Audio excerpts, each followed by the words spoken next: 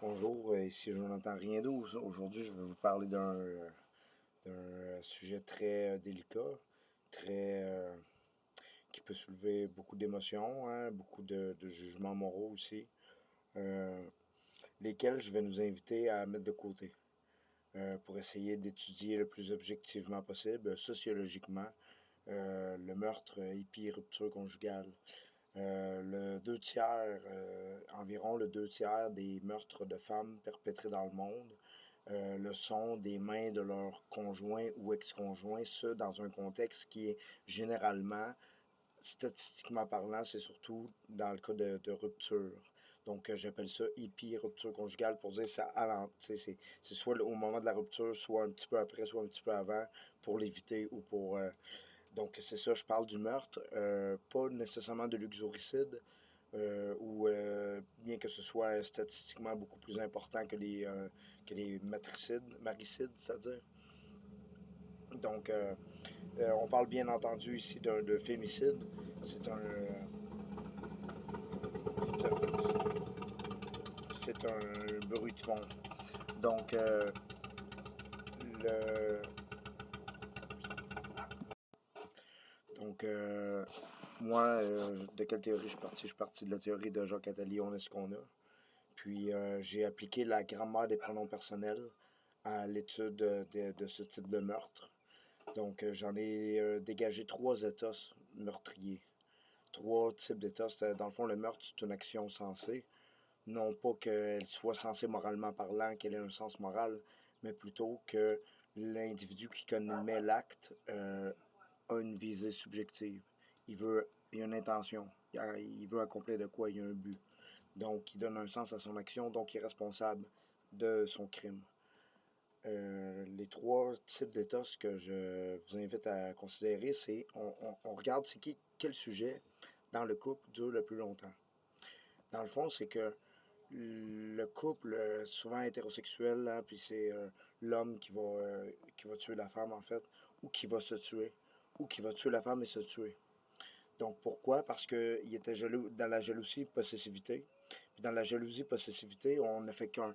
Hein, c'est le couple fusionnel. On ne fait qu'un avec l'autre qui est pas une partie de nous, mais qui est un membre de nous. Donc on est dans la possession, on est au premier niveau de l'édifice de la société, de la substructure. Donc moi je vois le meurtre comme une tentative de réappropriation ou d'appropriation plutôt de la chose dépossédée qui en l'occurrence serait la femme qui se libère. Donc Euh, Zimel, il disait que pour trouver l'unité, lorsqu'il y a séparation, hein, bien pour trouver l'unité, on va aller jusqu'à détruire l'une des deux parties. Donc, il y a un tout qui ne forme qu'un, il y a une séparation, puis le conflit, ça permet de mettre en relation les deux sujets. Donc, puis l'un des deux sujets va soit supprimer l'autre partie, soit supprimer lui, sa partie, il va se suicider, soit il va tuer les deux. Fait qu'il va. Dans le fond, c'est des ethos que j'appelle, ethos meurtriers. Il y en a trois types, trois idéotypes. Le premier type, c'est le type du propriétaire. Hein, le type de discours qu'il va tenir, c'est si elle n'est pas à moi, elle ne sera à personne d'autre. C'était ma femme, à moi.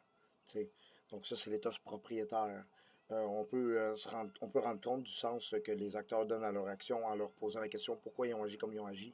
Puis ça c'est déjà fait chez des criminels. Ou sinon, on a des discours qui nous servent de preuve. Par exemple, chez le second type, c'est pas le jeu qui va durer plus longtemps que le tu. Si le jeu dure plus longtemps que le tu, comme dans le premier type, le propriétaire, ben tu est une partie de jeu. Puis là, le jeu, il va détruire la partie qui lui manque. Quand il est propriétaire, mais quand il est euh, désemparé, ben là, c'est le tu qui dure plus longtemps que le jeu. Le type de discours qui va être tenu dans ce cas-là, c'est je ne suis rien sans toi.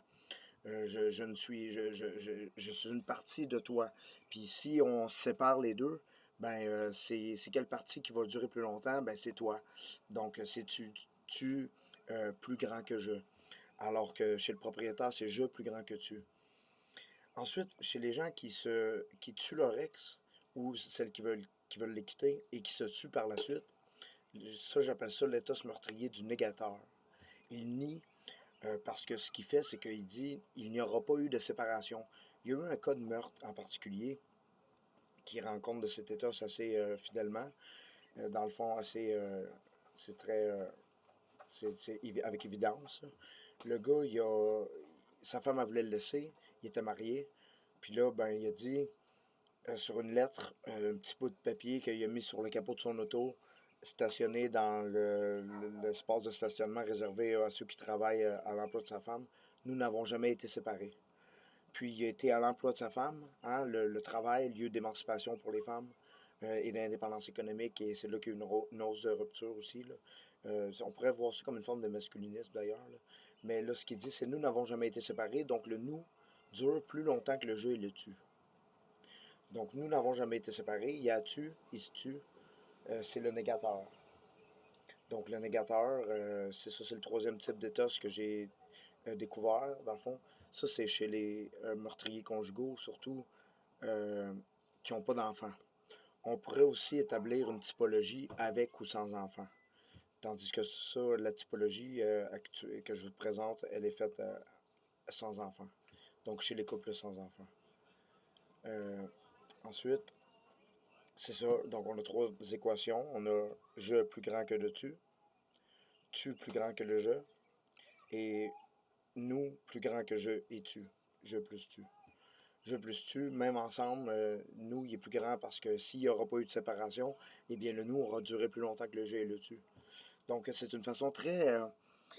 je sais pas si ça va aider les criminologues, je sais pas si ça peut être éclairant, je sais pas si ça peut aider à comprendre comment est-ce que le concept d'appropriation, quand tu tues quelqu'un, ben c'est une manière de se l'approprier.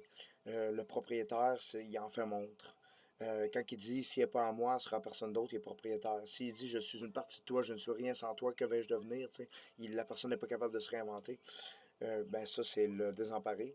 Puis le négateur, c'est celui qui tue les deux, qui fait un suicide post-homicide qu'il appelle. Donc voici pour les fameux types d'états meurtriers épiruptures conjugaux. Alors, c'est le 2 tiers des meurtres de femmes dans le monde sont perpétrés dans ce contexte-là. Donc, c'est pour mieux comprendre puis expliquer sociologiquement, en fait, avec la grammaire des pronoms personnels, ce qu'il en est de ce fait social. Donc, merci de m'avoir écouté. Je n'entends rien d'autre. Passez une bonne journée.